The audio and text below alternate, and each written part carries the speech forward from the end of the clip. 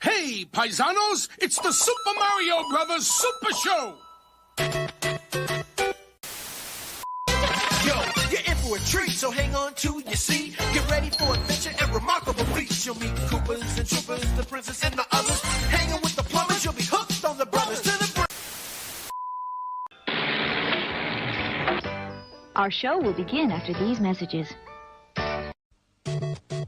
ファミリーコンピューターに夢の大冒険ゲームスーパーマリオブラザーズ次々に展開する不思議な世界スーパーマリオブラザーズ Nintendo. It's for breakfast now. Nintendo. It's a cereal. Wow. Nintendo. Super Mario Chunks. Nintendo. In a fruit-flavored crunch. Nintendo. Here's Zelda too. Nintendo. It's very good news. Nintendo. You just can't lose. Nintendo cereal system is a super part of this nutritious breakfast. Nintendo. 2 cereals in 1. Wow. Stay tuned, the Sloppy Mario Brothers will return. Something's coming up the plumbing for Luigi's in a bind. Giant turtles out to get him, creepy crabs are right behind. Fighter flies, jeepers, yikes, they're all coming out the pipes. Mario, where are you? It's Atari Mario Brothers with Mario from Donkey Kong, his brother Luigi, and lots of crazy creatures. And it's twice the fun when two play at once, because you need all the help you can get. Mario, where are you? Mario Brothers, new from Atari. What are you looking for? Something to clean the coal up with. Here you go. A lint brush? Got any other great ideas? Yeah, how... Hey kids, I'm here to tell you about 2 extremely famous plumbers, Mario and Luigi Mario, from the Super Mario Brothers movie. You wanna know what makes them super? Cause they triumph over the evil Koopa and his brainless sidekicks, Iggy and Spike, using only their plumbing tools, and they battle the Goombas. Koopa's hideous dino-human army. Those Goombas are scary. The Super Mario Brothers action figures from Ertl. But don't worry, they're not real.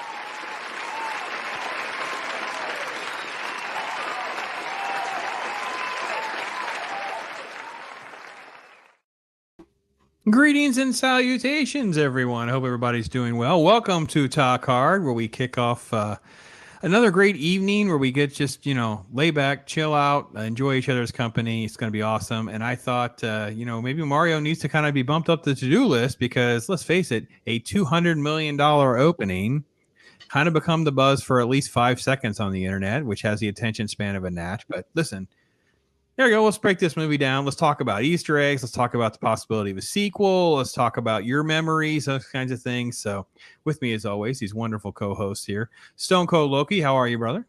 Mario. That's pretty good Mario? indeed. That's not bad. Yes. Mario.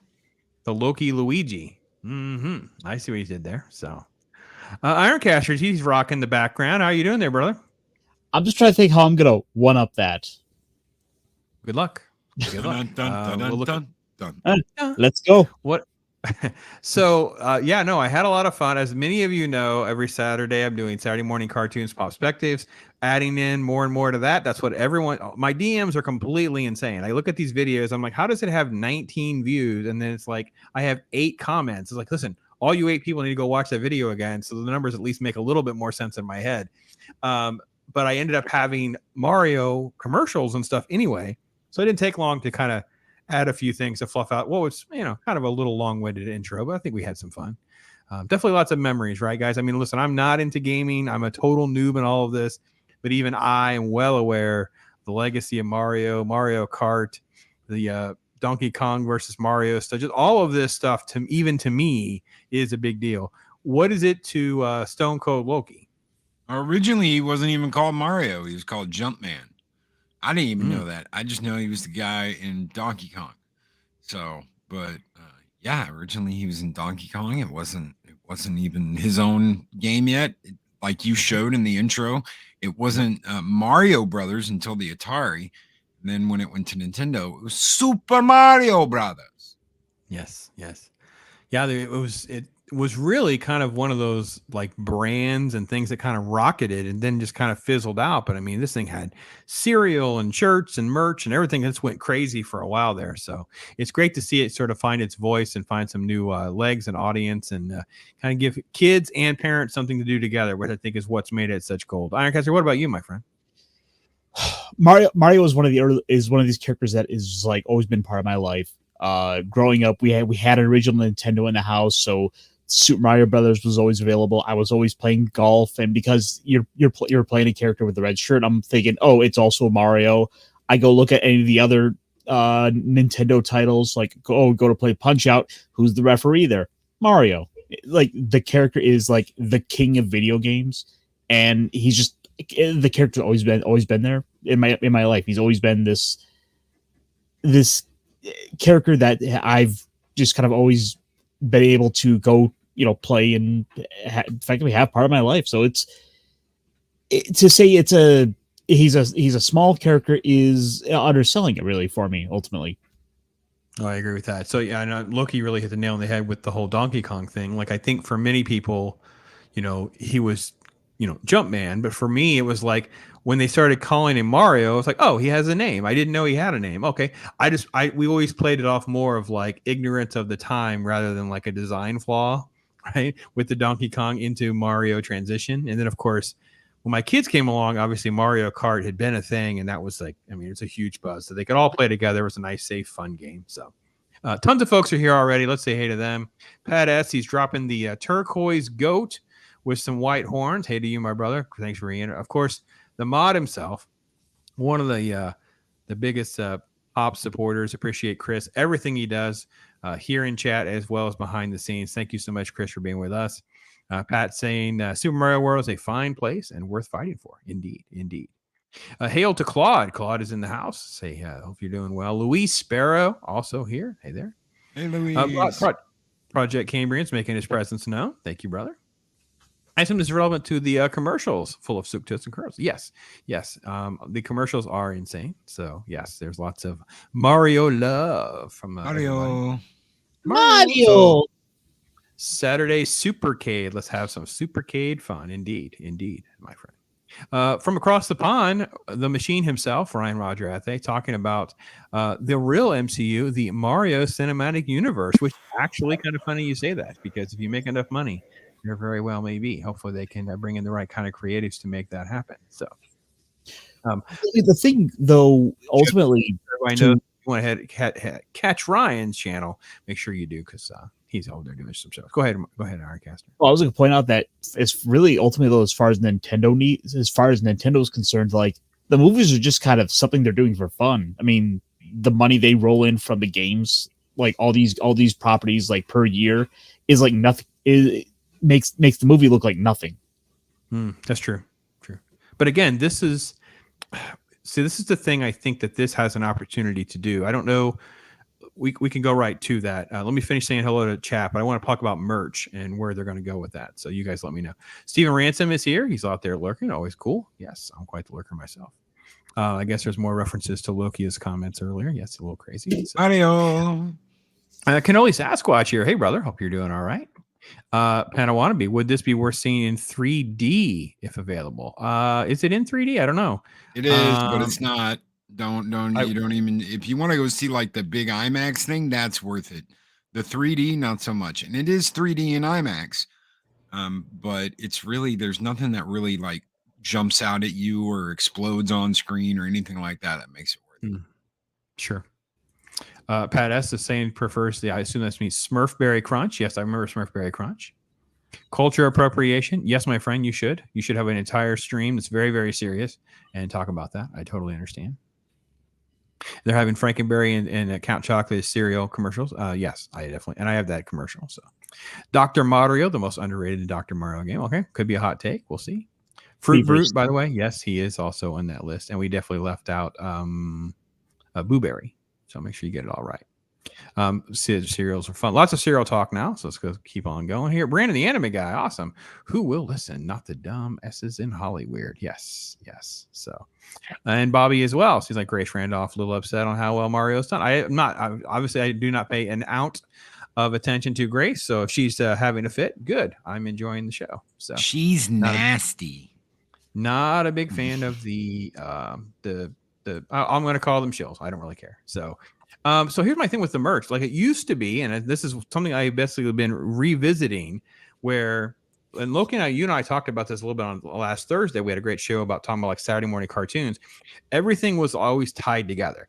Can we take any show and make it into an animated show and then sell action figures and cereal? And it was like it was universe building, even if they didn't think of it that way.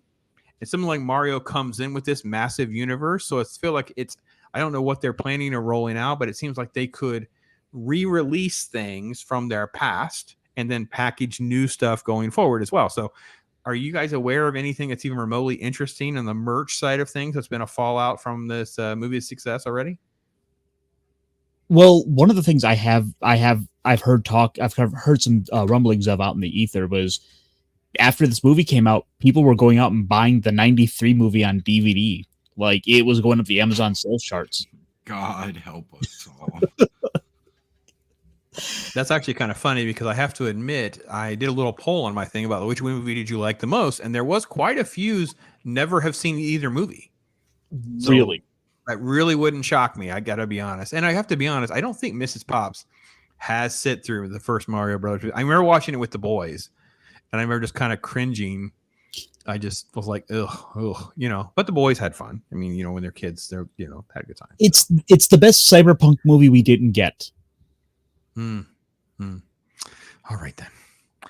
Let's see. All right. Seems like the only one to listen, although reluctantly, is Universal Illumination. Yeah. So look, I'm not going to tout all of their stuff as being good, but I will say they definitely have no love from critics.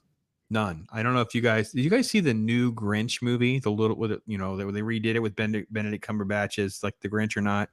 It is not, does not hold a candle to the original Boris Karloff stuff. I'm never trying to say that, but it was a fun little movie. You're going to hear fun a lot out of my voice, out of my mouth tonight. We talk about these things. So, and Nas, he's shown me love. Yes. Thank you, my friend. I appreciate all of the man love. I'll take it however I get it. Cool. All right. So let's, I can't wait. So we'll do Loki last. Ironcaster, what was your first impression seeing this movie? What was your out of the theater sort of perspective from Ironcaster? So after the movie had ended, I was kind of fortunate enough to kind of sit and chat with a family that had been there. One of the things I wanted to do was I wanted to make sure when I went into this that I did sort of, try to get that kind of kid experience of watch it with a theater that did have, a number of kids. Like, this is a movie aimed at them. What do they think? And the ones there that was kind of happened to strike up a little conversation with were saying, we were talking and they were like, oh, the kids all loved it. They're like, the scores were like 8, a 9, a 10, and an 11, like, on that scale of 1 to 10. And they were like, the only reason the one gave it an 8 is because she wanted Bowser to marry the princess. Well, they're kids. Yeah, I got you. Pat S is taking some wood to Brandon here over some stuff, and then Brandon is sharing my hot take on The Grinch. I won't say it's great, but it was a lot of fun. I'll say great fun. Is that fair? So, I really couldn't agree more. As I watched the movie, I kept thinking about this is made for kids. And which kids would like it. I have my own grandkid audience I could pull from. I actually almost took one of them to go see it because I thought the timing didn't work out. I I would say that a lot of the criticism of the film, as far as being a simple story, being very generic, the transitions, the kind of thing, I'm like, here's my thing. It is a very simple story. And to me, it was set as a way of doing almost like a softball to make more movies rather than trying to make some sort of major impact or story arc. And because I will say they kind of fell a little short of giving you sort of like, a major boost of a character story arc, especially with Luigi. He just kind of is there. That was my general take on it. It's a fun movie. To me, it gets a middle of the road kind of score, but at the same time, it's one of those things where I might say it's a 2.5 star movie, but if you have little kids, at least add 1 star. You have little boys who love this game. It's almost like a must see. Those kinds of things is how I would evaluate this movie. So with that said, go ahead, Ironcaster, before we get to Loki. I was gonna say the movie didn't need they didn't need to do a home run with the movie. Ultimately, they just needed to get it over the plate. Let's just do a basic Mario movie. We'll just kind of get this out. We don't need to go and reinvent the wheel and kind of like try to do something totally out there. We'll just do a basic Mario movie. Which, by the way, for my own thoughts on it, like I like the movie. I wound up just getting enamored with all the little references and all the little things in the background. I'm like, it spoke to me as a kid, and being a big Nintendo kid growing up, this was one I was a big fan of. So cool. I got the rose tinted glasses on. We'll get to a few of the misses at some point, because there was a couple of things I just did not like at all, and to me was a big problem. And I appreciate you, Project Cambrian. Look at you pulling in some love. Appreciate that very much, my friend. Okay. So Stone Cold Loki has been quiet behind his avatar. I know he can't wait to tell me all about his thoughts on this film. So let's get right to it, my friend. What was your thoughts? Oh, first off, what Pat said about Brandon is not true. I was playing Resident Evil 2 and King of Fighters 2001 last night on Dreamcast. So, all right. Movie. It's a kids' movie. If you like Mario, you're probably going to like this movie. If you know your Nintendo lore and you're nostalgic, you're going to see all kinds of little Easter eggs that point to all kinds of little things, like Punch-Out, like what Ironcaster was talking about. There's a Punch-Out machine in this movie. And you're going to be like, holy crap, why is there a Punch-Out machine in this movie? Because Mario is in Punch-Out, just like Ironcaster just said. If you're a kid, you're going to like it. If you're an adult and you like Nintendo, you're probably going to like it. If you grew up playing these games, you're probably going to love it. And it was good on the IMAX, big screen. I prefer things on a giant screen. So, yeah. I assume the sound and the music were also better in IMAX. And it seemed like it really placates to the music and the sound, which I think is one of its positives. Yeah. You go into IMAX and you walk out like when we walked out of John Wick, I was like, huh? What? What? What'd you say? So, oh yeah.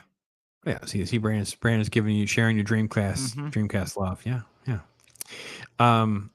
No, I think it's a fair assessment. I think that look, we've lost sight though of like target audiences. And we always are told how this isn't made for you. This isn't made for you. Well, who is it made for? It's made for these kids and these fans. And I think Ironcaster, you're absolutely right. Like, don't do anything crazy. Just do something solid. But with that said, let me throw some love at the voice cast. I don't think there was anything out of bounds with the voice cast. I said in my little 5-minute reaction that I thought at times Chris Pratt in particular was inconsistent. He wants an accent, not have an accent like they did. It was inconsistent, but it wasn't awful, and it was never distracting. Jack Black was surprisingly okay as Bowser, except for the singing scene. I was like, oh, I just saw Jack Black. And it was never... That was the one part for me. I thought that was probably my least favorite part of the entire movie, was that sequence. It was also strange, and I wanted to ask you guys, this is a little bit of a spoiler alert too, because is the whole Princess Peach marrying Bowser thing like part of the lore, like a way bigger thing than I know, or is that something they kind of ramped up for the movie? Well, that's always basically been the plot, because I mean, you go back to like the original on the NES, the original Mario. The plot was Bowser kidnapped Princess Peach, and you have to go save her. So Bowser kidnapping the princess has always been a thing, and the marrying her is kind of always been sort of assumed, Like that's Okay. why I'm like, Okay. oh, he's gonna kidnap her because he wants the princess. Like, Okay. just going down to that basic level makes perfect sense to me. All right. Fair enough. If That was a there's little one thing Bowser wants more than to beat Mario, it's to dive into Peach. metaphor is well received. I get what you're saying there. He's looking for a bit. Yeah. I thought that sequence was the only sequence I was kind of like on, but it wasn't wasn't horrible. It's literally that simplistic of a story. So one complaint I heard, I wanted your thoughts too, because I did not watch. I don't know about you guys, but I've gotten to the point now where I very rarely watch trailers. The more I'm looking forward to something, the less likely I will watch a trailer. Pretty much, right? Like I'm going to go see Oppenheimer later this year. I'm not going to watch a single minute of it. I'm just in. I know I'm going to see it. I'm good, right? A lot of people complain. A lot of stuff was spoiled in the trailers. I will admit, I saw a piece of a trailer. We were somewhere in the trailer for this played. So the whole opening sequence was pretty much spoiled in some of the trailer footage that I at least saw. Was that a negative for you guys that so much trailer footage was kind of spoilery? Have you ever seen the trailer for Star Trek 3, The Search for Spock? The one where they blow up the Enterprise in the trailer? No, I don't remember seeing the trailer. Oh yeah, they back blow then, up the we weren't Enterprise in going. the trailer. Yeah, so if we go that far back, I mean, we weren't allowed to go to movie. We didn't have money to go to movies. So for me, it was like Star Trek was one of the few movies we knew we would go see. But in between, us seeing trailers was pretty rare until I was old enough to kind of like be a teen and go on my own. At that point, I didn't care about trailers. It was just whatever. I was going to see everything I could possibly see. I don't know. I don't really care what they show in a trailer. Okay. They could show, Fair enough. the death of Superman in the Superman movie. I don't really care. If I'm going to go see it, I'm going to go see it. Doesn't matter what's in the trailer. Okay. Very, very good question, Nas. Was Seth Rogen insufferable? I would say a hard no. I would say I thought the portrayal of Donkey Kong took me a minute to get used to because it wasn't really exactly what I was looking for. It was more like it was a little goofier than I kind of expected, but him as a voice never bothered me one iota. And I actually enjoyed the journey that the movie took where we kept picking up characters and things like the event. It really kind of felt like Adventure Race. It really felt like we were just going to keep doing more and more and more. It never felt, I never disconnected from it. Did you guys have any thoughts on that? He's more like the Donkey Kong from like the Donkey Kong Diddy Kong games. So if anybody remembers those, Donkey Kong and Diddy Kong and all that, he's more like that Donkey Kong than you would think Donkey Kong from like the Donkey Kong game or anything like that. It's just like the Super and the N64 Donkey Kong and that's probably because that's what he thought of when he got the part was that Super Nintendo Donkey Kong Diddy Kong. That's a lot of Kongs. The one complaint I have, like overall, like I went in expecting to dislike Seth Rogen's portrayal of Donkey Kong, just based on word of mouth I had heard that people were saying he was probably their least favorite part. And also the fact that he's Seth Rogen, so I was already kind of inclined. I'm like, oh, I'm gonna hate him in here, and he won me over by the time the Mario and Donkey Kong fight was over. Except where Seth does his laugh. Like, oh, I want to like you, Seth. I want to like you here. You're trying me, Seth. Ultimately, though, he won me over. Though, I like the relationship they had between Donkey Kong and Cranky, where he's like kind of this. He is kind of trying to like get that like affection of his father, and ultimately it worked. I wanted to like it. He won me over ultimately. Yeah. Brandon saying that he thought the voice casting was good. Yeah, I think I don't have any major problems. Like I said, the only issue I had was a little bit of the Jack Black singing part, not his voice as Bowser, just there's a little singing part, and all I heard was Jack Black. I didn't hear it didn't match Bowser. It just kind of got a little off for me, but it wasn't ever bad. And yeah, a little Mike Tyson punch out reference there. Always take that. So Nas is echoing some of what you guys said either. Denver wanted a ransom. Very good. Very good. Daryl the Derelict fighting for the users. Just throw it up in chat. Throw those fight for the users. So, let's see. Okay. There's lots of fun comments in here. So yeah, we're rolling. All right. Let me see if there's anything else. Donkey Kong Country. All right. Yeah, it was no, I had a good time. I had a good time with all that. So yeah, oh geez. Oh, Bobby. Oh, ooh. You can keep it. Yeah. Yeah. Yeah, it's fine. Tell you what, let's give them their national treasure and one of those packs of gum while we're at it. Ooh, all right. So let me ask. So now we are inching. Obviously, by the time the box office numbers comes in through today, because you have all the international money and everything, it'll easily have crossed 400 million in basically a weekend plus one. So where are you guys on the rewatchability of something like this? Because I feel like this really does seem like it'll have at least a little bit of legs, and it sounds like it has a lot more rewatchability than the other movies that have come out ahead of it, right? So obviously Shazam is completely dead. John Wick is not getting rewatchability. The people are not going to see it repeatedly. It's kind of fizzling out rather quickly. D&D, while didn't get bashed or panned the way we thought, it's fizzling out. So I don't know. What do you guys think? This is going to be the movie the kids are like, we want to see Mario. We want to see Mario. We want to see Mario. We want to see Mario. That's exactly what's going to happen. Okay.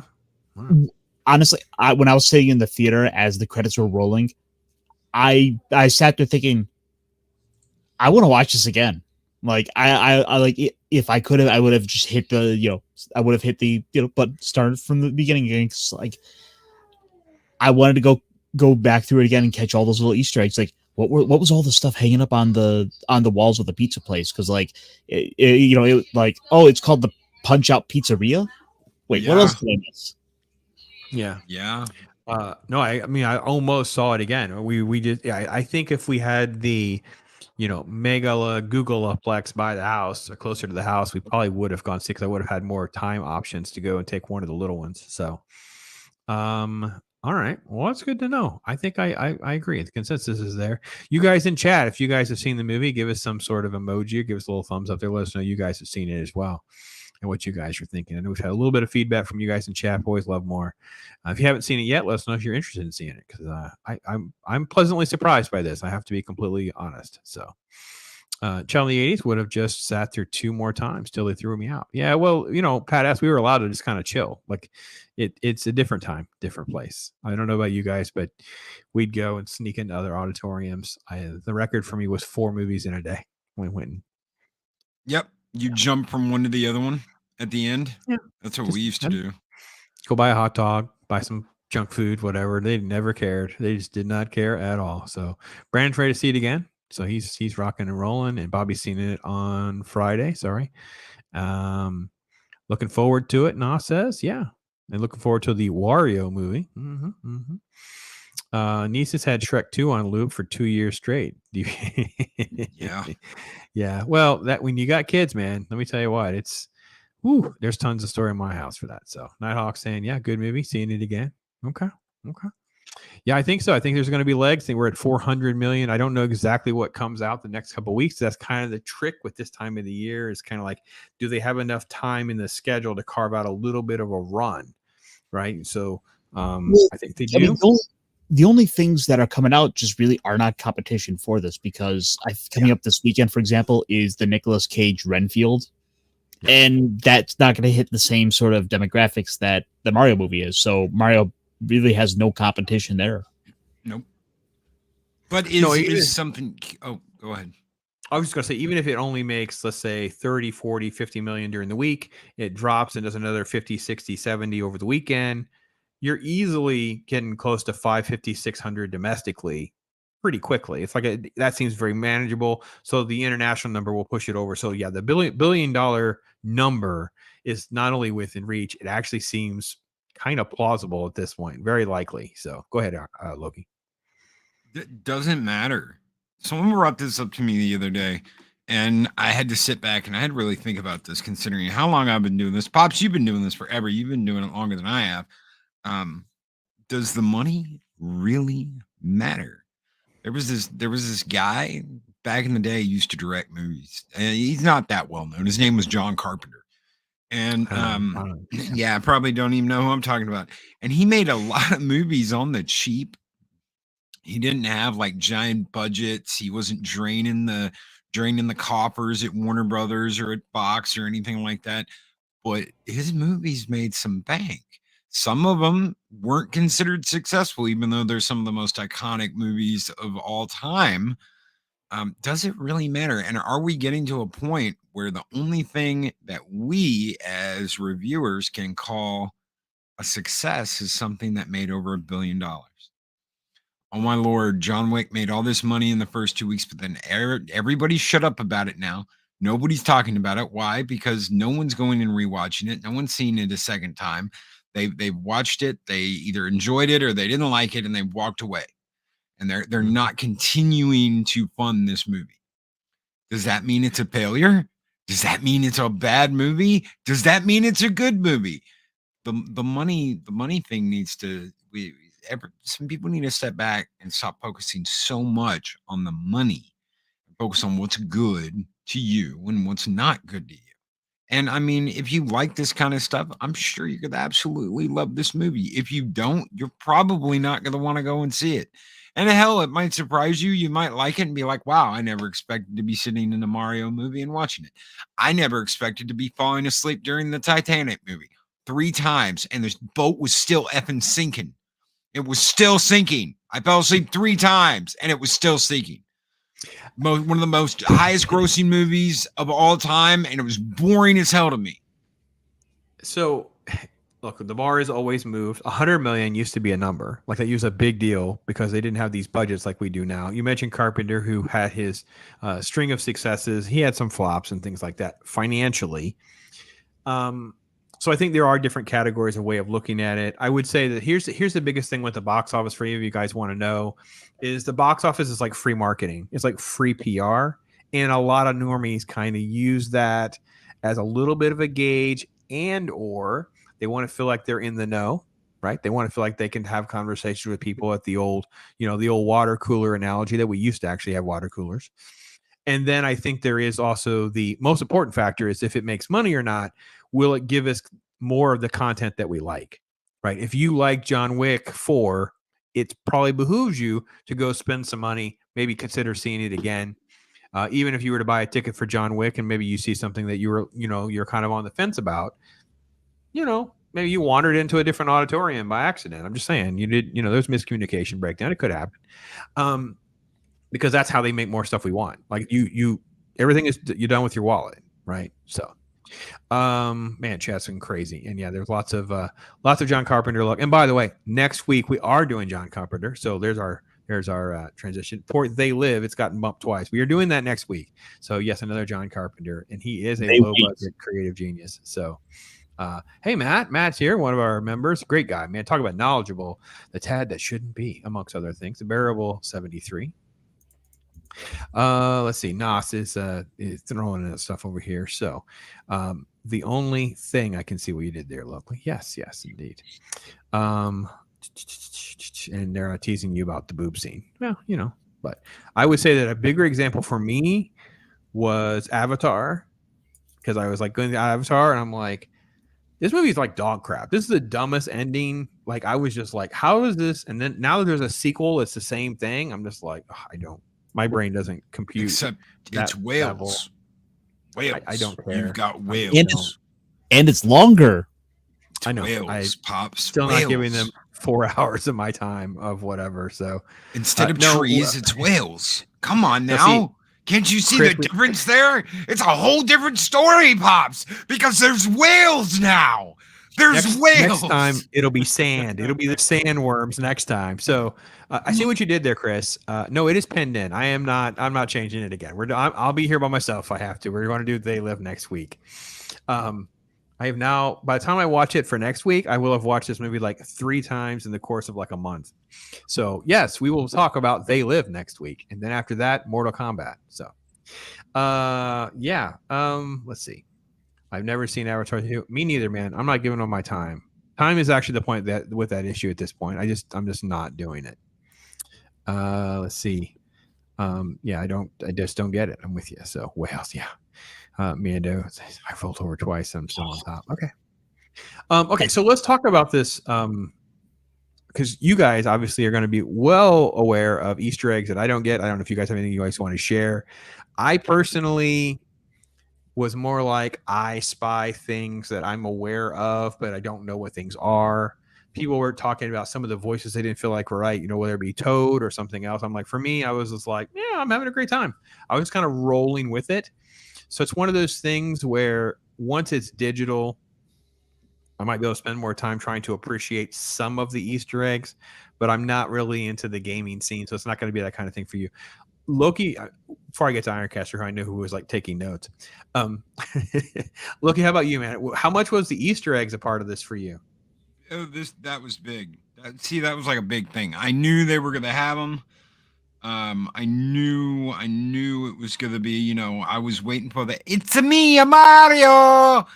That, the Punch Out stuff was cool. Punch Out Pizzeria, I kept waiting for, what's his name? Whatever his name was, the guy you fight, but you don't see him. There's all kinds of little things, from the Donkey Kong stuff to games. I thought Mario and Luigi were fine. I thought the princess was okay. And for those people that were bitching about the princess, oh my God, she's so OP. Look at her run this thing. She was the most graceful character in Mario Brothers 2. She could float and fly and do all kinds of crazy crap. So again, I have no problem with this.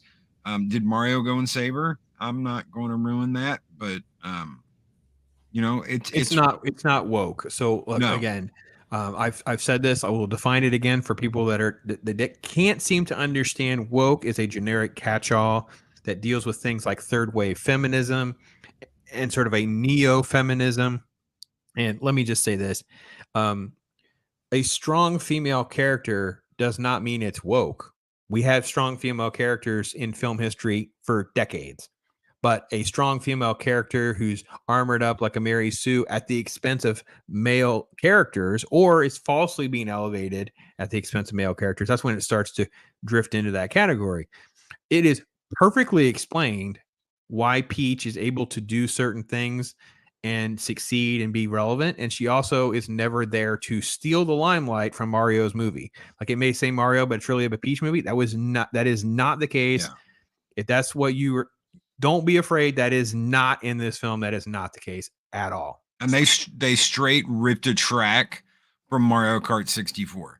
So when you see him hauling ass on the Rainbow Road, the shortcut he takes is the exact same thing there is on 64. So there's little things you'll notice if you're a fan of this, or your lore, whatever. There are all kinds of little Easter eggs you're going to enjoy when you go and see this movie. Okay. Very good. Yes, there's also a lot. Okay, so those of you in chat, yeah. They Live next week. Mortal Kombat, the 1995 film. Yes, and we agree with you, Your Matt. soul is mine. And there is comments. I think Steven started this about the bubblegum, the Padawannabe challenge. By the way, today is the day I made it public. So if you have not seen Arwen Avalon take the Padawannabe challenge, it's not just for members. It's out public. You can see that for yourself. She made a comment that I chose an ugly photo of her. My point is, when you put 30-something-year-old gum in your mouth, you don't tend to make faces that are particularly flattering. So hopefully Arwen will forgive me. I did the best I could. Yes, she said on the thing, she was like, "Oh my God, it's filling up my mouth." Oh, it's the sound bites write themselves. If you clip any of that, my gosh, you will. Yeah, it is. Listen, the Padawannabe challenge will live on. I have someone else who will be doing that within the next couple of days, so there'll be another one of those right behind it. So you got to have 1990 gum or older, and Project Kingpin. There is no plans to substitute the Padawannabe challenge for one of those Hubba Bubba challenges or anything like that. Not really sure that. So Hubba Bubba. I am not This going. is not a dumb channel. Yeah, so I am not going so solely and change for anything relevant to YouTube. I have my own insanity issues, and we're not going to talk about that, Nas. So, with the Mortal Kombat with Jennifer Lawrence, of course. Yeah. Okay. Well, of course, she was the one who like designed Rainbow Road. Right. No, yeah, Steven, I try to be clear, and I have said many times I do have sort of a woke PTSD where I sometimes catch myself seeing something that's not actually there. The best example for me personally was I did a rewatch of Alien vs Predator, which is like strong female lead centric, and I was like, oh, and I'm like, oh wait, this was not the intention. This is a subversion of we did men before, now we're going to do women kind of thing. But it's difficult because they have messed up our entertainment industry. So. They screwed that up anyway. That's not Noguchi. No. That's not Noguchi from the comic books. That's not the badass chick you remember from the comic. This is a whole different, and they try and make it the same. That's the problem everybody had with ABP. Plus, it was rated PG-13 in the theaters. You rated a ABP movie PG. Oh my God, we'll get so many more people if we rate it PG-13. The disaster. Yeah. Yeah. So let's see. No, on the subject of the craziness, our issues are in a long box. Very true. That is very, very true. Okay. So we were doing Easter eggs. Ironcaster, you had to be in Easter egg heaven watching a film that you're such a fan of its source material. Like, so it had to just be that sort of thing for you. I mean, there were little things that really stood out to me that I had this big old grin on my face. In one of the little things that's just like kind of a deep cut that was really early in the movie, sort of a sort of rival that they had kind of dropped in as a bit of an antagonist was Foreman Spike, who was one of the like original like antagonists to Mario. Just like there's like, whoa, they're going with a deep cut like that. Like this is a character that I don't think has even really seen the light since like obscure background character number 17 from like a 2003 Game Boy game. Like it is just these characters that have basically just kind of disappeared into the background that Illumination and Nintendo were like, yeah, let's bring this guy back. Other little things I loved, like when they went to when Mario and Toad were trying to go to the castle, they get stopped by the guards. Yeah, your princess is in another castle. Like it's these little things like that. Everyone, some of this stuff is like everyone recognizes these things. Other things, are these really are things not everyone might catch the first time around. And it was done in a way that it wasn't like too overwhelming, like to the point that like all the member berries didn't really get in the way. That said, I do feel like there was some scenes and some stuff in the movie where it felt like they could have really given it a little more time. If they had gone and given like the movie like an extra 10 minutes for the runtime. Okay. Loki, you agree with that sentiment? Here. I do. Okay. Yeah, I don't have enough of a frame of reference that I have an opinion other than I would say that they seem like they really handled well this concept of what a video game adaptation should do with the adventures and explain to the audience enough information on why we're going to have certain types of adventures and levels and things like that most of these types of films don't do well, right? So I will say that it didn't take very long for a normie like me watching Last of Us to realize we're just going to do video game adventuring, so I don't need to care about any of these extraneous characters because no one's going to go along for the adventure. Whereas in Super Mario Brothers, it seemed like as they were adventuring, more characters kind of came into the mix. I was getting an introduction to a character who was going to now be joining their adventure, and I cared about that character, the fate of that character, laughing along or crying along or whatever the emotion might be.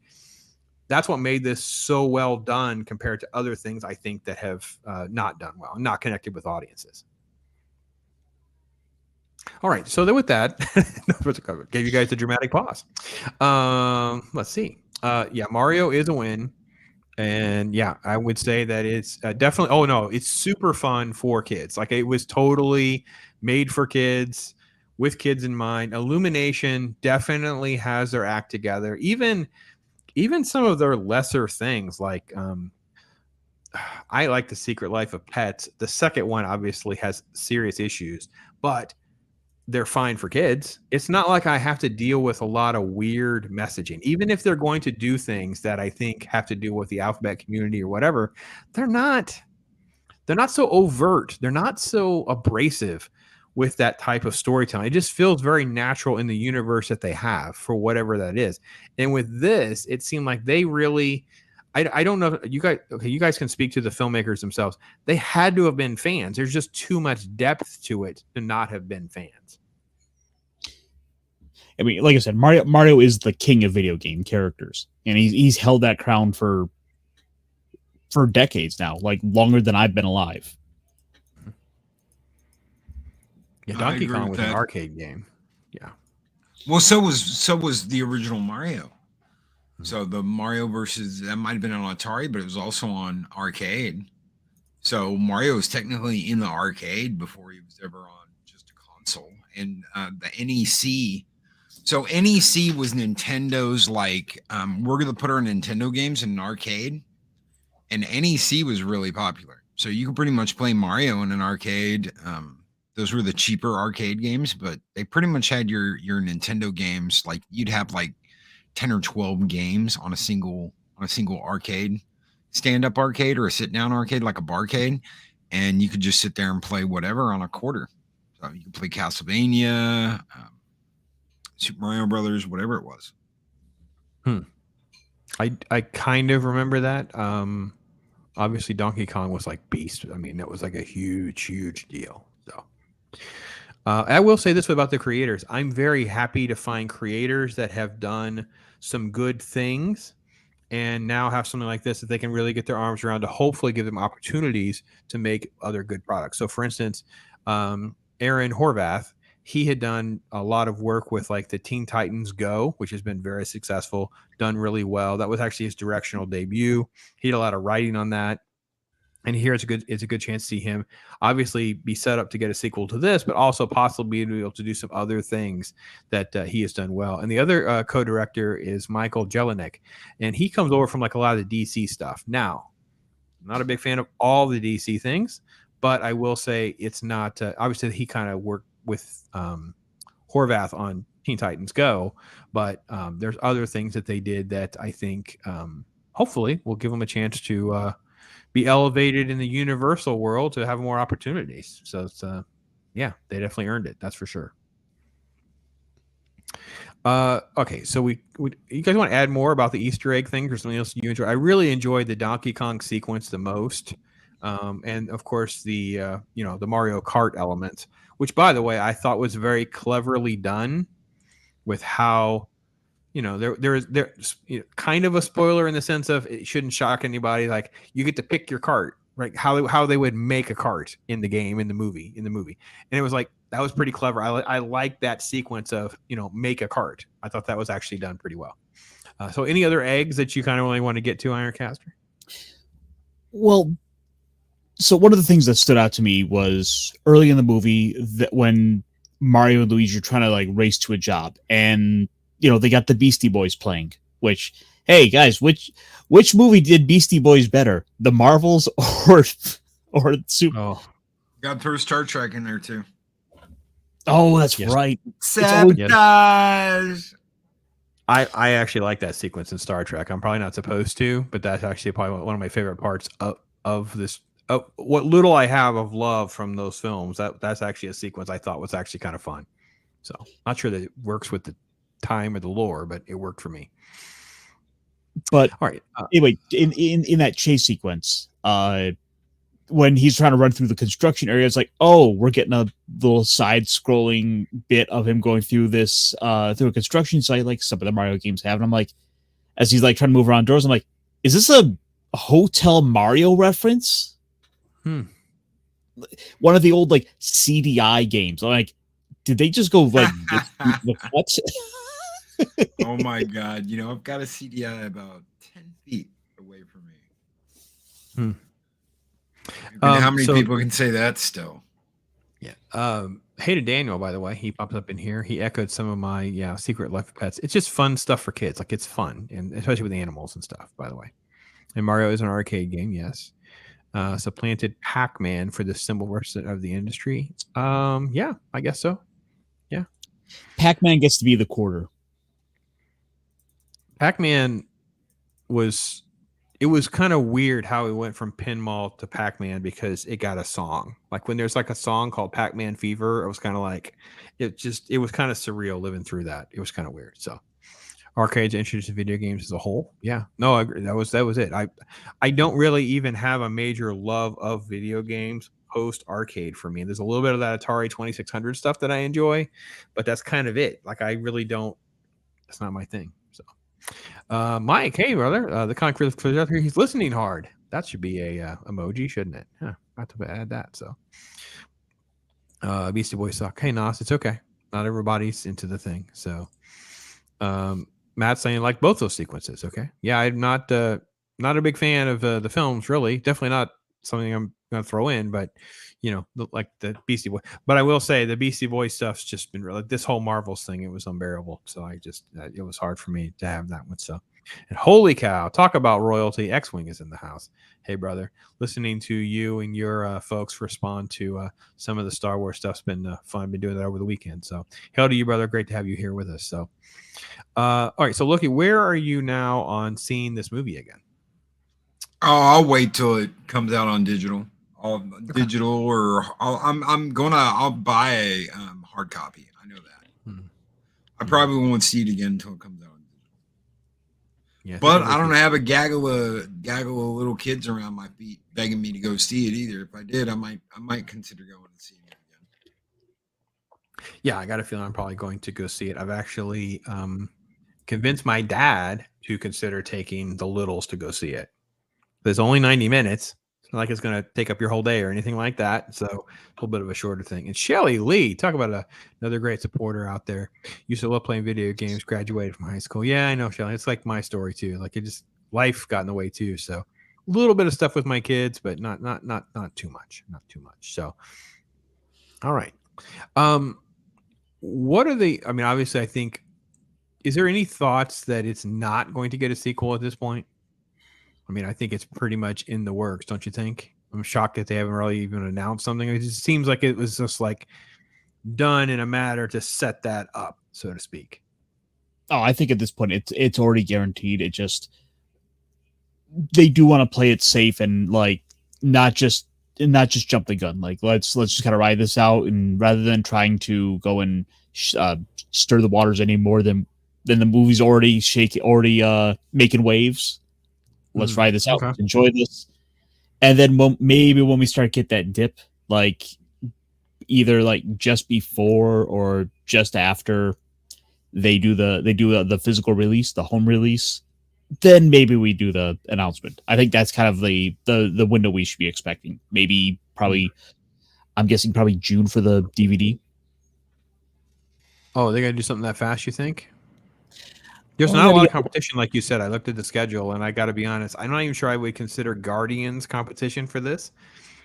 So you literally are looking at like 2-3 solid weeks of this film having some repeat viewership, especially for kids.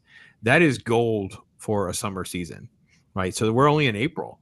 So, kids are not even out of school yet. And you figure that if this thing can get through to like mid-May when kids are getting out of school, even if it's just kind of hanging around, this can be like that Maverick effect where it can drop down to like 5th place or so, but then like bounce back and kind of like just hang there, because there's just not a lot of big kids movies, I think, that's going to steal away from this. Oh, it's going to be tough because it is a bit of a tough question because, now that you bring that up, it could very well. And I mean, I guess you'd have to look at what the other Illumination films did. Like, how long were they in theaters? Okay. Did they do the 45? Did they do the full 90?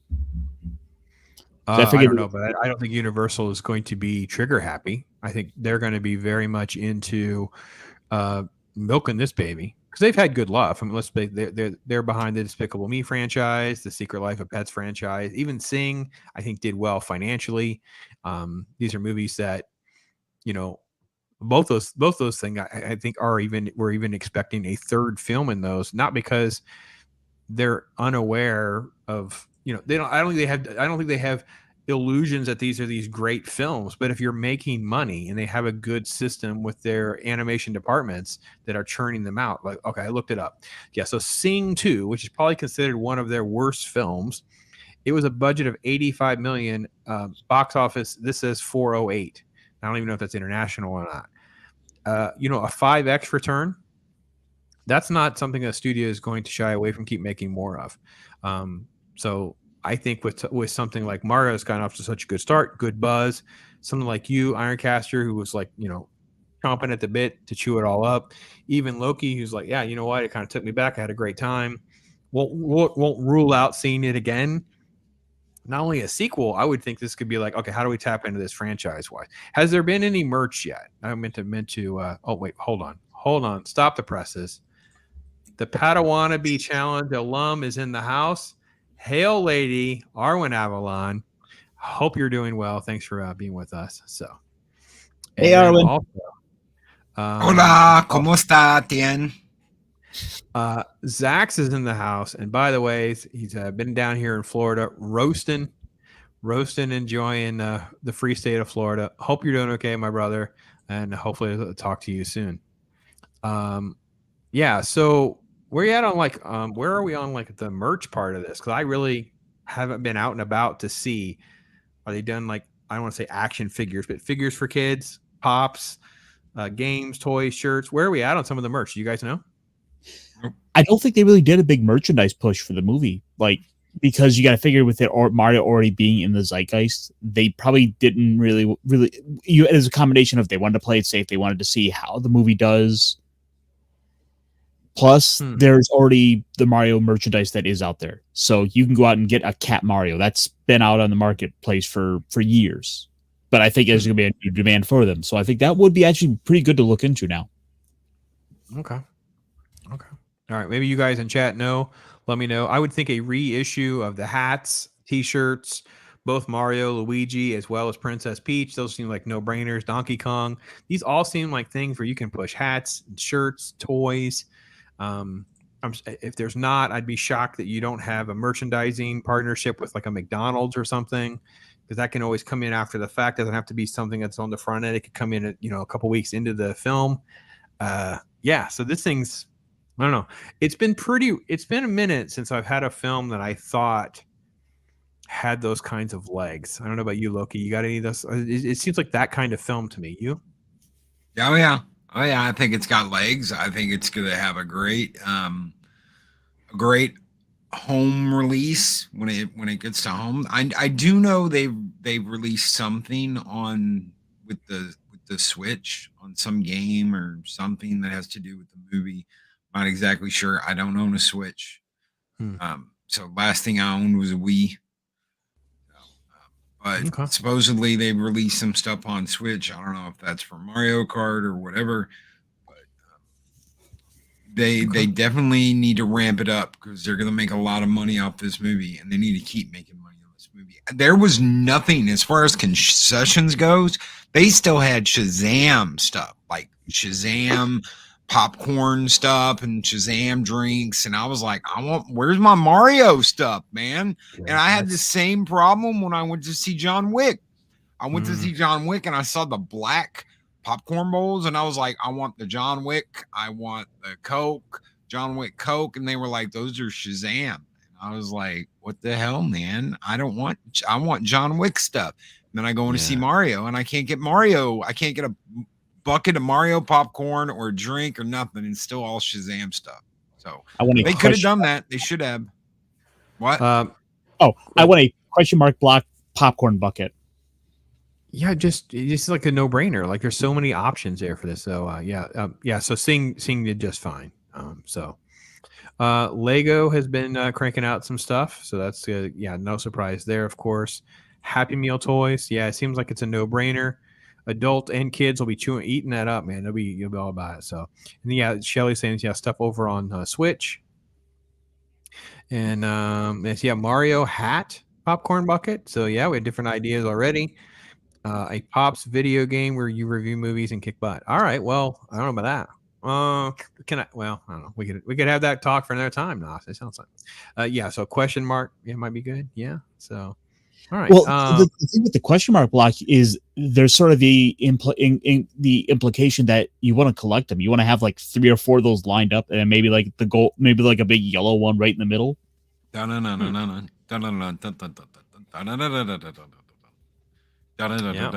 X-Wing says a big blue shell popcorn bucket. Yeah. Bifer is here. Hey to Bifer. So yeah. It is like it just seems like a merch opportunity I hope they don't miss out on. Like it just seems like the kind of thing that they get. You were going to share something. I'm sorry, I was rambling. Well, I was going to show you what I think is the big merchandise push. Okay. The Switch. Yep. Okay. The number 3 best-selling video game console of all time. It's got Mario's face right on the box there. And this bundle, fortunately that Zoom doesn't do much, but you can pick one of 3 Mario titles with it. Mario Kart, Mario Brothers U, or Mario Odyssey. So it's like you can get whatever flavor of Mario you want. You only get one? You only get one of the 3. And I think I choose one. I don't know what that, if they can pay to do add-ons. I mean, there's got to be a way. Surely, guys. Come on. Well, I mean, you could just straight up like go buy the others, but yeah, unfortunately, it's only like one of the 3. That's true. Pat's bringing up a fact check. True. Yep. Oh, yeah. Vinyl LP. Yeah. It'll have Mario on one side, and it'll have Luigi on the other side. Shelly, the first thing you'll hear is no. Shelly, I have no idea why it's not already in the works. That seems like that's an easier announcement to do the follow-up to Super Mario Brothers 2 and Zelda. It just seems like it's a no-brainer. Supposedly it is. Hey, yeah. Odyssey was actually crazy fun. Cool. Kart, no-brainer. Yeah. Earthworm Jim. What on earth? We could throw in Earthworm Jim references. Okay, cool. For once, really need to do a specific movie merch run. Everything in the movie is already available among all the licensed merch. Imagine all the stuff that is selling well now. Well, I agree, but you double dip. I mean, I got to be honest. You make a little tweak here, a little tweak there, something that already exists that Mario's made. You tweak it because you got all these newbie fans. You got all these fans that don't want to spend $30 on eBay for this figure. You have this new movie version on a movie card, and you have all of these different elements. And how hard is a cup? How hard is a cup and a popcorn bowl? Makes no sense. Yeah, why is it not saturated? And I'm the guy that they aim that shit at. I've got a Thor popcorn bowl from the original Thor. I've got Thor Dark World. I've got Thor Ragnarok. I've got the Incredible Hulk. Half the Marvel movies I've got popcorn bowls for that are just sitting on top of my popcorn machine. No, I have the metal ones. These are the ones you got in the theater, Pops. These are me like too. There's metal ones. We had metal ones in the theater for a couple of those movies, and I have them in my office. They kind of hold some of my stuff in my office as well. I have an Avengers one for sure, and they're super, super cool. I couldn't agree, Loki. I'm still shocked that there was not a push for some of this. Again, this goes back to what we've been saying for the last few weeks. This stream and other streams, other shows, your show, Loki, they're out of touch with how to make money. They're just completely clueless right now with how to make money. I do not understand. I just don't. And X-Wing's already got the excitement going for Zelda. That would be my announcement, Ironcaster. We're gonna make a. I don't even know what the best way to make announcements are these days. I guess there is going to be a Comic-Con, so do it there. Get a Super Mario Brothers thing, roll out some stuff, and do a big thing to announce a sequel, announce Zelda. I don't know, something like that. They've got to be really careful making money because it's okay to make money right now. Corporations, it's fine for a corporation to make money. But if they make so much money that they're just rubbing people's nose in it, that's when it seems like everyone wants to turn on them. And it's like, you don't appreciate this, or you don't do this, or blah, blah, blah. And then they get in trouble for being greedy little bastards, even though Disney does that all the time. I don't. It doesn't make any sense. Help me understand the rubbing your nose in it, because for me, I'm a bit of a merch whore. That if you guys want it, I'll find a way to make it for you. Is what I mean. I don't mean it like I don't appreciate you as customers. I'm like, listen, if this is what you guys want, let's keep making stuff that you guys want. I'm right there with you. I agree with you absolutely completely. It's the way this new generation looks at it. It's not the way I look at it. It's not the way you look at it. Hell, it's not even the way Ironcaster looks at it.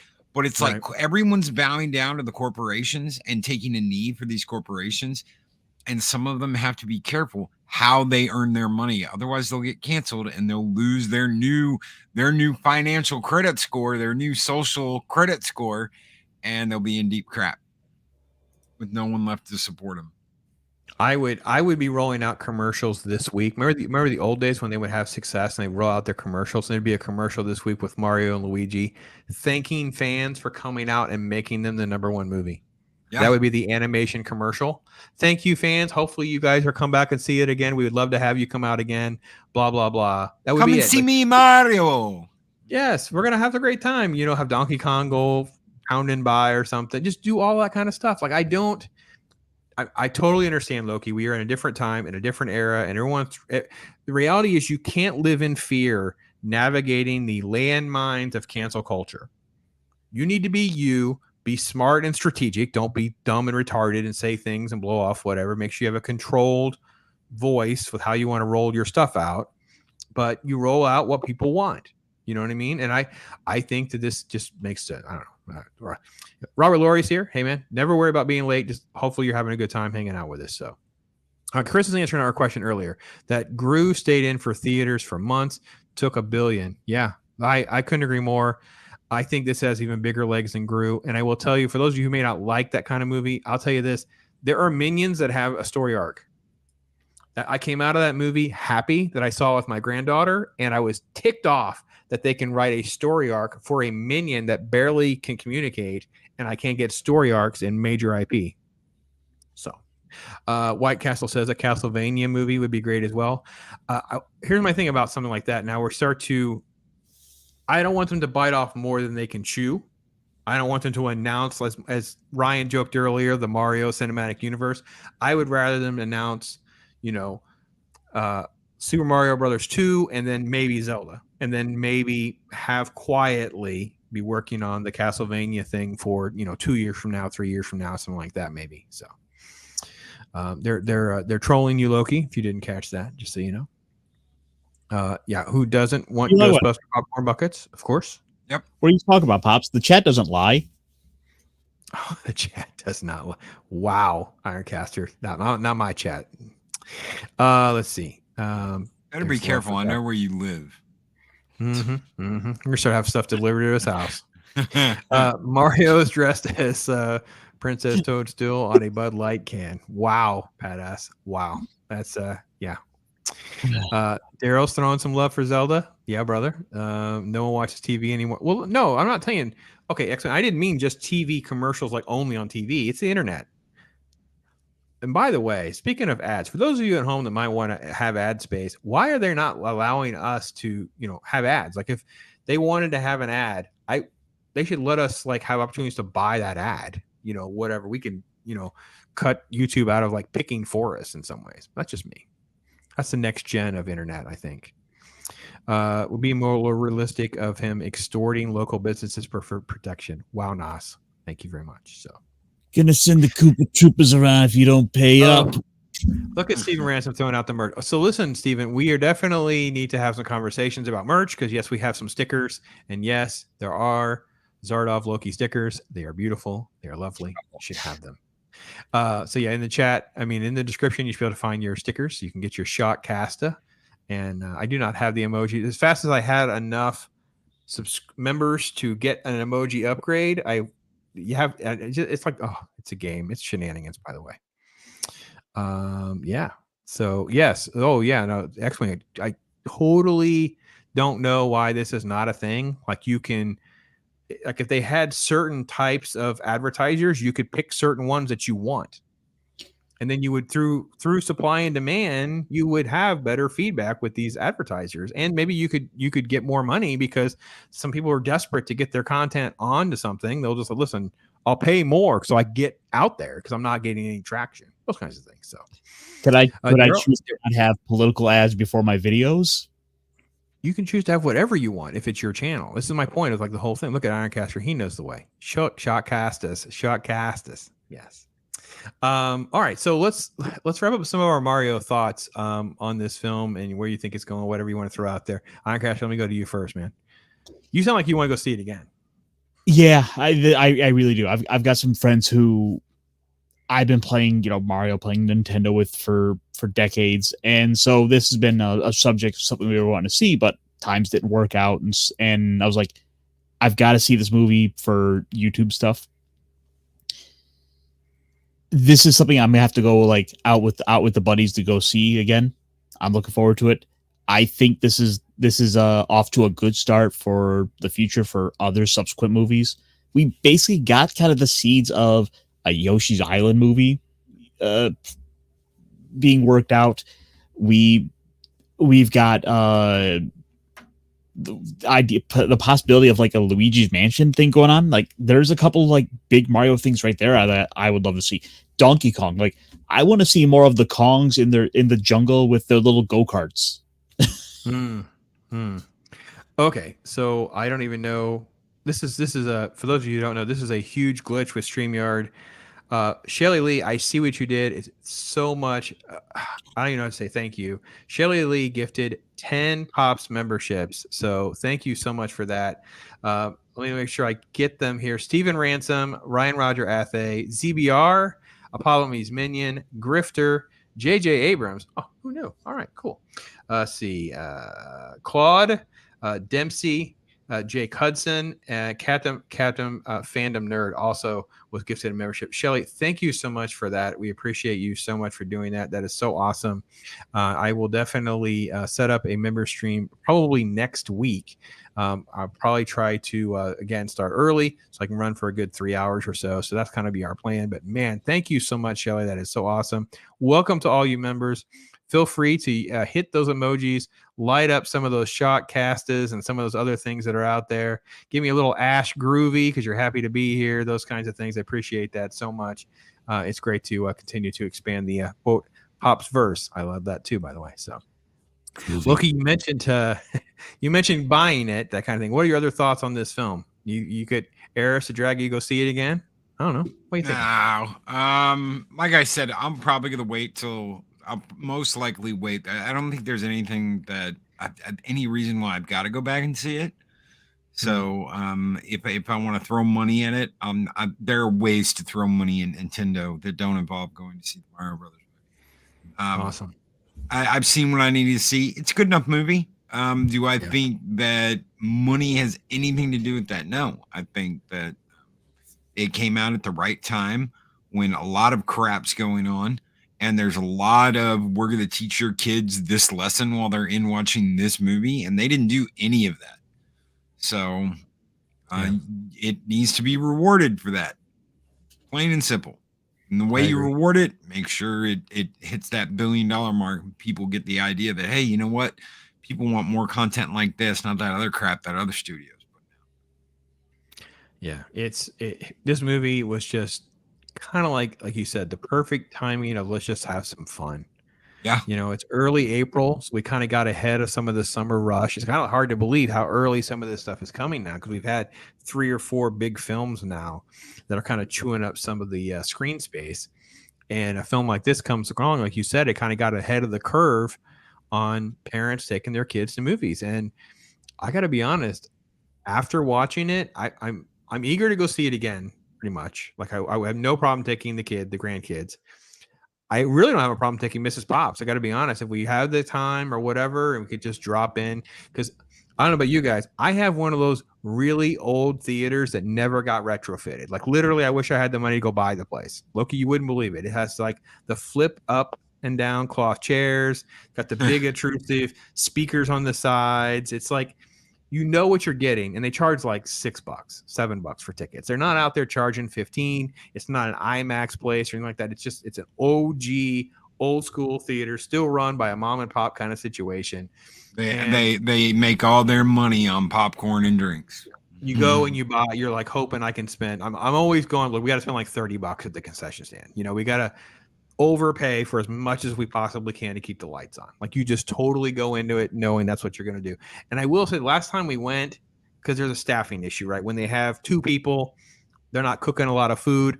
But we went on a Saturday. We saw Black Adam because she wanted to see Henry Cavill, right? They were making hot dogs and nachos, and we loaded up like a lunch. We had like a little mini snack lunch for me. I ate and got indigestion, and it was like, I'm paying the bill. I want to do my part, right? I wouldn't mind seeing this again in those kind of scenarios because it's a fun time. So with that, I can see it getting legs well into May, and then we'll see where it's at, and we'll see. If Rise of Gru got to $1 billion, I think it's pretty fair to say this is definitely headed in that direction. That's for sure. So make sure you've hit that little green button. Make sure you got a membership. I think we went to 10, but I appreciate Shelly doing that. It is a game changer for us. And I think with that, I'm going to write down the Loki Zardoz emoji will get prioritized so that hopefully it will let me do it before it takes away the privilege, because it's kind of weird on how all that stuff works. But that's super cool. And we'll do a member stream here soon. I will reach out and tag all you guys. Make sure you check that out. And by the way, if you go over to the channel and you hit that little community button, you see some of the membership only type content. We did give you the early view of Arwen talking about cartoons, Saturday morning cartoons. So that will drop officially this Saturday, but you don't want to wait. You want to hear some of the things of her favorites and her and I cutting up a little bit about cartoons. That's already out there. So, all right, guys. Well, I'm glad we kind of prioritized moving this up, because there's a lot of folks I think that were on the fence with seeing this. And I think hopefully we've nudged them to, if you want to just go have fun at a kid's movie, this was a good choice. It was a good time. Any other final words on this thing, Ironcaster? Oh no, it's just a lot of fun. It's got me looking at some of like Nintendo's merchandise off their store. You'd be surprised what you can find out there, including like Goomba puppets.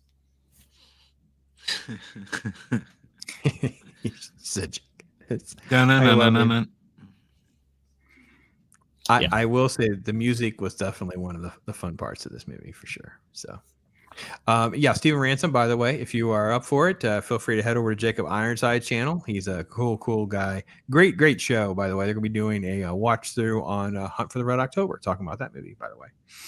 Sean Connery, big fan of that movie, by the way. So, yeah. Yes. Oh, by the way, yeah, Shelly's loving your puppet. Yeah. Ironcaster's rocking his puppet.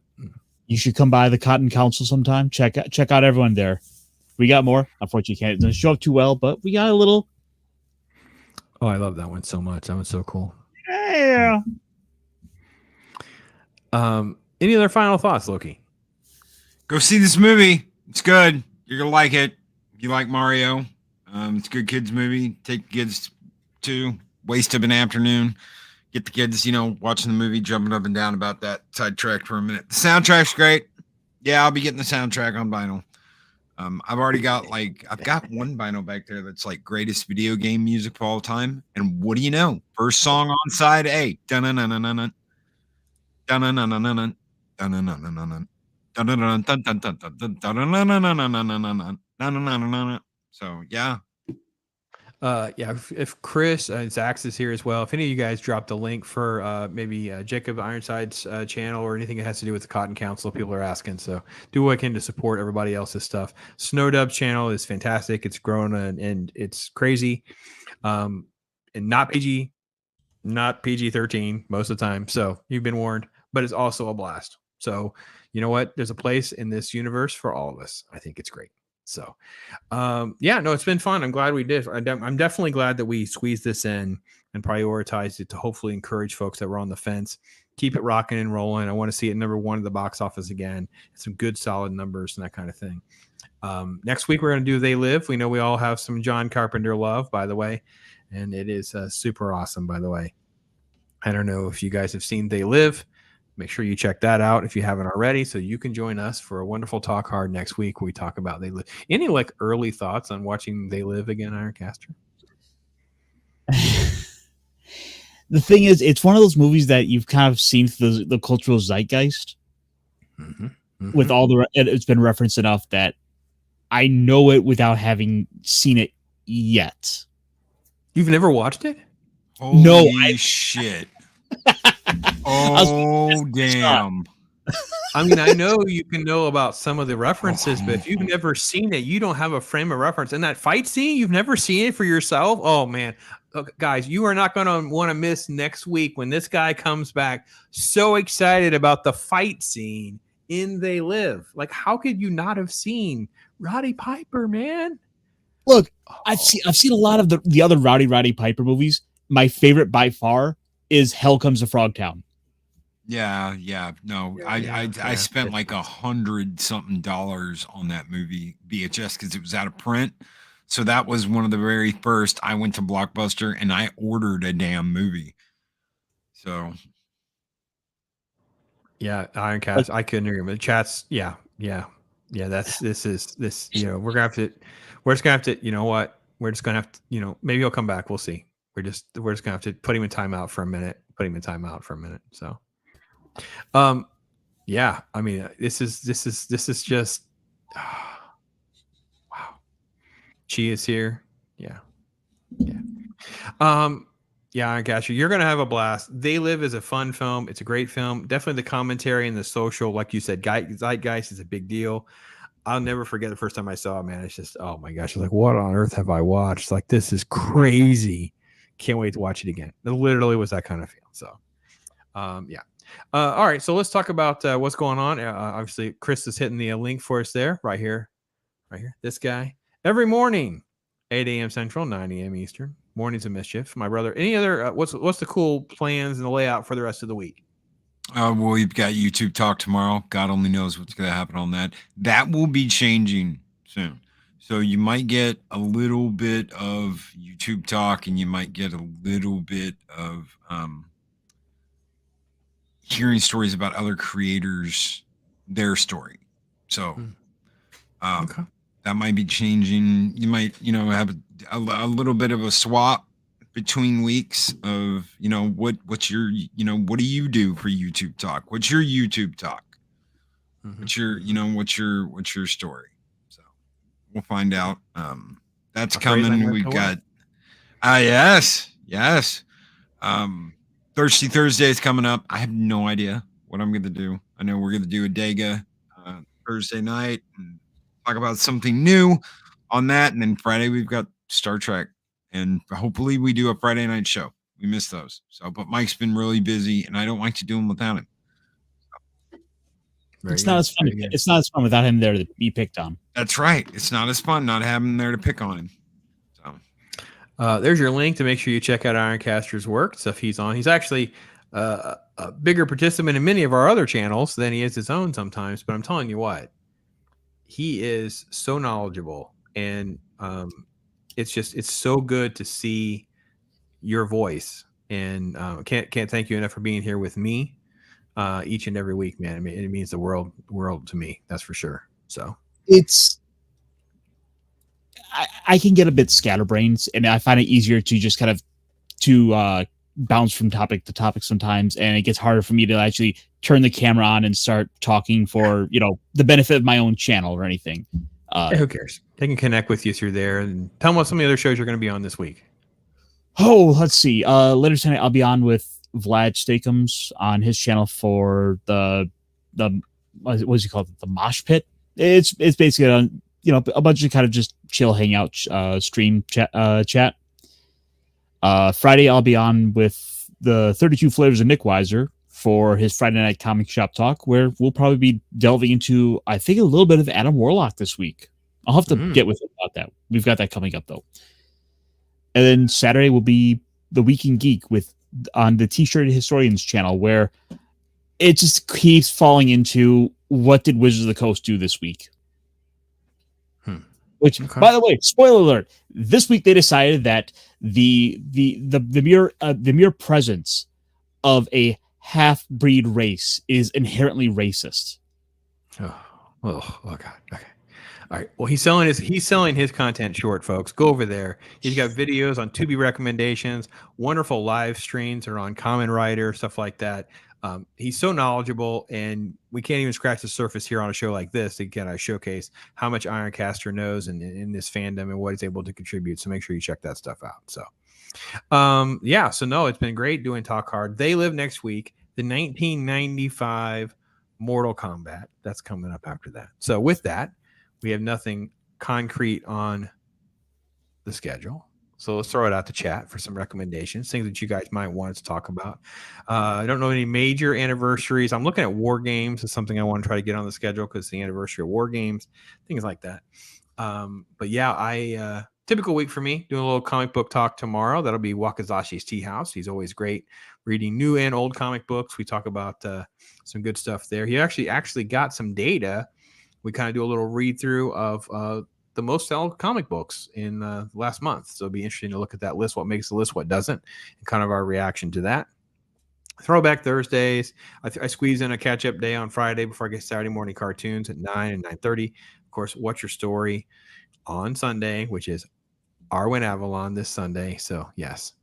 And yes, Whitechapel. It is definitely, he needs to sell shirts. It needs to be the Ironcaster logo. Says to be or not to be. I agree. Let's see. Ironcaster video. Yes. To be or not to be. Help him push that to be reviews. Yes. Hashtag. Yes. Yeah, I know, Matt. Matt's talking, reacting to what you said, Ironcaster. It's just kind of, I don't know. A movie like this kind of shows that there are customers that want to enjoy your product and want to enjoy your content. So everybody else, they can't get out of their own way. So let's see.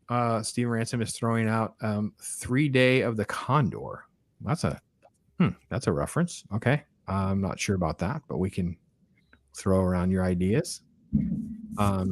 So yeah, we have a few things that we've talked about, but I don't think we landed on anything concrete quite yet. But I know there's also like fun stuff coming up in the next couple months. I know we're talking about still doing Kaijun, right? Kaijun is still on the table. Ironcaster's coordinate our Kaijun schedule, so we'll have to coordinate that. So that'll be fun. And I know this guy, he'll throw out a recommendation from time and again, and it always seems like it pans out to be something that's always a fun time. So with that, I think we'll wrap up just a few minutes early. We started early because we had a long intro, so it's only fitting that we'll kind of give you guys a little bit of that. Thank you guys so much for being with us. Check out these guys' work. It's such a blessing to have them with us. All you guys in chat, thank you so much. Chris Persia, for all of the things that you're doing out there. Appreciate it so much. Shelly, thank you again for such a generous donation. Grabbing all these new members. Welcome, new members. Thank you so much. Feel free to communicate with me. Let me know what kind of stuff you want to see, what kind of content, what movies, things you want to talk about, because that's what this is really about, what we really enjoy the most. So with that, we'll throw it to Eric July, since it's a universal illumination. I don't have an illumination clip, but I do have the universal ball. So we'll go out with that. Thank you so much. Be blessed. Make tomorrow better than today. Talk hard.